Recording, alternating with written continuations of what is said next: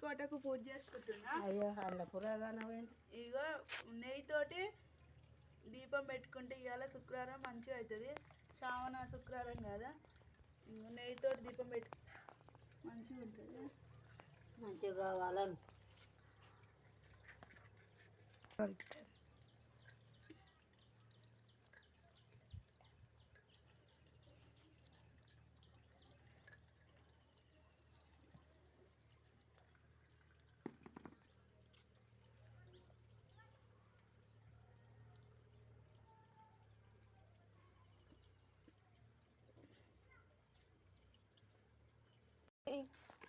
అమ్మా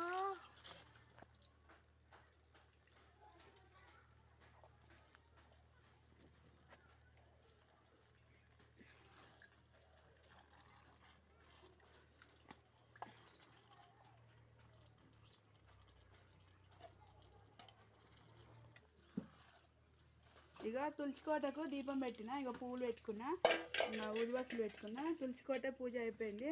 బాయ్.